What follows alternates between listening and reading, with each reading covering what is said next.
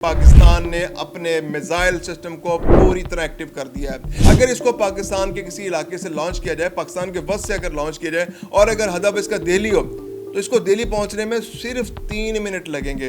अगर इसको कलकत्ता पहुंचना है तो इसको कलकत्ता पहुंचने में सिर्फ 7.5 मिनट लगेंगे। अगर इसको बम्बई पहुंचना है तो बम्बई पहुंचने में इसको सिर्फ 8 मिनट लगेंगे।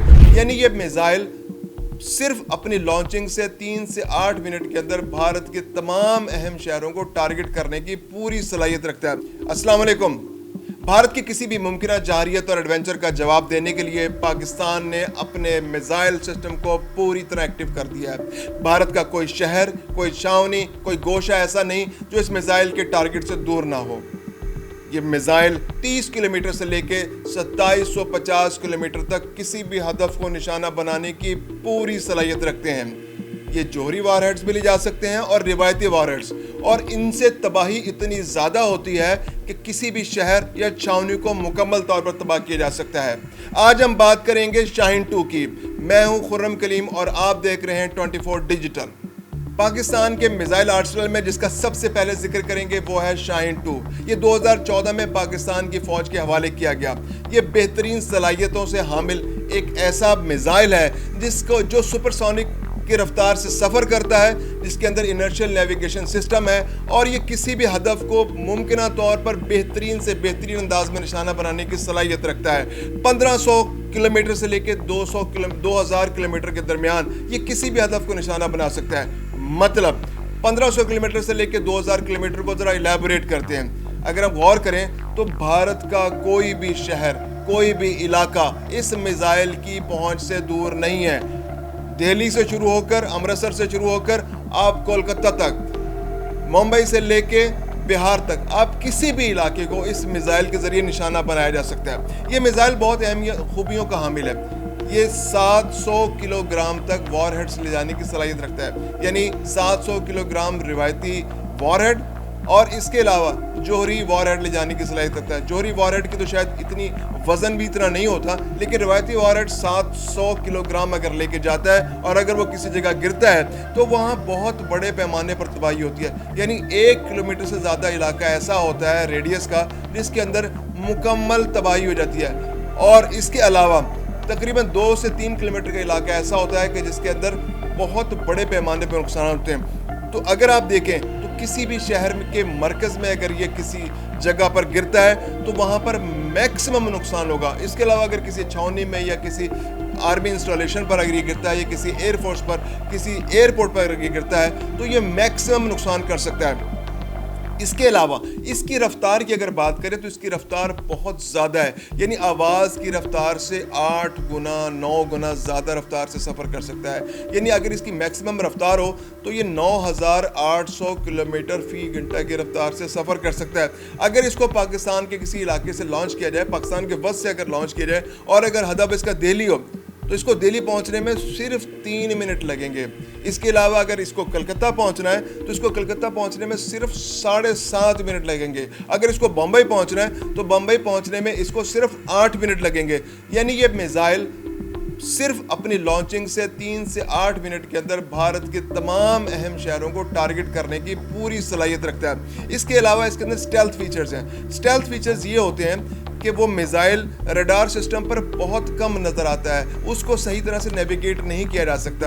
यानी अगर भारत अपना कोई रिवायती, अब उसके पास अगर कोई रडार सिस्टम है और वो चाहता है कि हम पाकिस्तान की तरफ से लॉन्च किए हुए मिसाइल को किसी एंटी मिसाइल सिस्टम के ज़रिए उसको निशाना बनाया जाए तो वो उसको रडार पर ट्रेस करना पड़ेगा, और उसके रडार पर अगर स्टेल्थ सिस्टम अगर एक्टिव हो, मिसाइल का शाहीन 2 का जो स्टेल्थ सिस्टम है वो उसको सही तरह से ट्रेस करने की सलाहियत से महरूम कर देगा। इसके अलावा स्टेल्थ सिस्टम के अलावा इसके अंदर एक ऐसा सिस्टम है कि ये अपनी रफ्तार को ज़रूरत के मुताबिक कम या ज़्यादा कर सकता है। उससे फ़ायदा ये होता है कि जो रडार सिस्टम मैसेज अपने एंटी मिसाइल सिस्टम को देगा तो वो डिसीव हो सकता है, क्योंकि वो अगर रफ्तार कम या ज़्यादा कर लेगा तो टारगेट को सही तरह से हिट करने में एंटी मिसाइल सिस्टम को दुश्वारी का सामना करना पड़ सकता है। इसके अलावा जो इसका स्टेल्थ सिस्टम है वो इसको एक ऐसी सहूलत फराहम करता है कि रडार को इसके साइज़ के हवाले से कन्फ्यूजन पैदा होता रहता है कि उसका कितना बड़ा साइज़ है। तो एंटी मिसाइल सिस्टम को सही मैसेज कम्युनिकेट नहीं होता कि उसको कितने बड़े पैमाने पर और किस रफ्तार से और किस हद तक उसको जाकर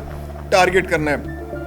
اس کے علاوہ اس میزائل کے اندر ایک انرشل نیویگیشن سسٹم ہے، یعنی کہ اس کو محتاجی نہیں ہے کہ اس کو زمین سے کوئی میسج کمیونیکیٹ کیا جائے، یعنی جی پی ایس کے ذریعے اس کو بتایا جائے کہ اس نے کس جگہ کو ٹارگیٹ کرنا ہے۔ انرشل نیویگیشن سسٹم، اس کے اندر ایک ان بلٹ سسٹم ہے جس کے ذریعے وہ کسی موونگ آبجیکٹ کو یا کسی عمارت کو یا کسی مقام کو جو اپنی جگہ قائم ہے، جو ٹھہری ہوئی جگہ ہے، اس کو ہٹ کر سکتا ہے، اور اس کے لیے اس کو نیویگیشن کی ضرورت نہیں۔ Navigation system, inertial navigation system اس کے اندر موجود ہے، اور وہ چلتی ہوئی چیز کو بھی اس کے مطابق اکارڈنگلی اپنی سپیڈ کو اکارڈنگلی ایڈجسٹ کر لیتا ہے، اور اس کے علاوہ اس مقام تک پہنچنے کی صلاحیت رکھتا ہے۔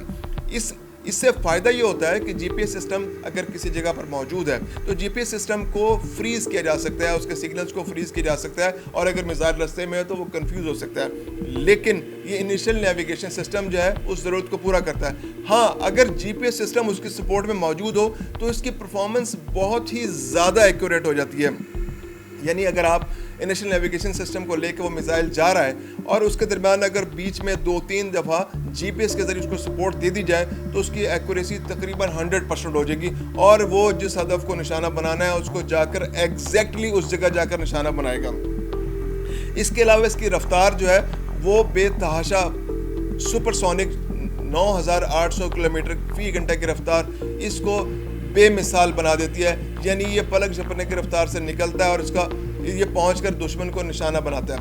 اس کے علاوہ اس کے اندر جو اس کا راکٹ ہے، اس کے اندر خشک وہ ایندھن ہوتا ہے، یعنی اس کے اندر 2 لیئرز ہوتی ہیں، پروپلشن اس کو کہتے ہیں، وہ 2 لیئرز ہوتی ہیں۔ ایک جو لیئر ہے اس کو لانچنگ کے وقت استعمال ہوتی ہے، جب اس کو ایک ممکنہ فاصلے تک پہنچاتی ہے، اور اس کے بعد جب وہ ہدف کی طرف اس نے ٹریول کرنا ہوتا ہے تو اس کا دوسرا میزائل ایکٹیو ہوتا ہے، تو اس وقت اس کی رفتار بہت زیادہ ہو جاتی ہے، اور یہ رفتار کو بڑھایا یا بھی کم بھی کیا جا سکتا ہے۔ جنگوں کی جو روایت ہے اس کے اندر یہ ہوتا ہے کہ عموماً شہری علاقوں کو نقصان نہیں پہنچایا جاتا، تو پاکستان پر اگر حملہ ہوتا ہے اور پاکستان کے اگر کسی شہری علاقے کو نقصان پہنچایا جاتا ہے تو پاکستان یقیناً اس کے جواب میں شہری علاقوں کو نقصان پہنچانے کی صلاحیت کا جواب دینے کی اس کے پاس جواز موجود ہوگا۔ عموماً جنگوں میں یہ ہوتا ہے کہ کسی شہری علاقے کو نقصان پہنچانے کو برا سمجھا جاتا ہے، لیکن اگر بھارت پاکستان کے کسی شہری علاقے کو نقصان پہنچانے کی کوشش کرتا ہے تو پھر پاکستان کے پاس جواز موجود ہوگا کہ وہ بھی بھارت کے کسی شہر کو نقصان پہنچائے۔ اس کے علاوہ اگر دیکھا جائے تو جنگوں میں عموماً فوجی تنصیبات کو نشانہ بنانا زیادہ مناسب سمجھا جاتا ہے۔ کمیونیکیشن کے ذرائع کو نقصان پہنچایا جاتا ہے، سڑکوں کو نقصان پہنچایا جاتا ہے، بندرگاہوں کو نقصان پہنچایا جاتا ہے، ایئرپورٹس کو نقصان پہنچایا جاتا ہے، ایئر فورس کے ایئر سٹرپس کو نقصان پہنچایا جاتا ہے کہ تاکہ دشمن زیادہ بہتر طور پہ کارروائی نہ کر سکے۔ اس کے علاوہ چھانیوں کا نقصان پہنچایا جاتا ہے۔ تو یہ شاہین 2 میزائل جو ہے ان تمام اہداف کو نشانہ بنانے، ان کو مفلوج کرنے، ان کو صفحہ ہستی سے مٹانے، ایون روایتی وار ہیڈز کے ساتھ 700 کلو گرام کے روایتی وار ہیڈ کے ساتھ بھی جن اہم تنصیبات کا، جن اہم عمارتوں کا میں نے ذکر کیا ہے، یا پھر حکومتی مشینری جہاں پر حکومت کے اہم دفاتر ہے، کسی ایسی بلڈنگ کو نقصان پہنچانے کی یا کسی ان کے آرمی کے کسی اہم دفتر کو نقصان پہنچانے کی پوری صلاحیت رکھتا ہے، اس کو صفحہ ہستی سے مٹانے کی صلاحیت رکھتا ہے، یعنی اس کے ذریعے پاکستان دشمن کے کسی بھی اہم علاقے کو صفحہ ہستی سے مکمل طور پر مٹا سکتا ہے۔ شاہین 2 میزائل کے بارے میں تو آج ہم نے بتایا، اس کے علاوہ شاہین 3 میزائل، ابابیل میزائل اور نصر میزائل، اس کے بارے میں ہم آپ کو اپڈیٹ کرتے رہیں گے۔ دیکھتے رہیے 24 ڈیجیٹل۔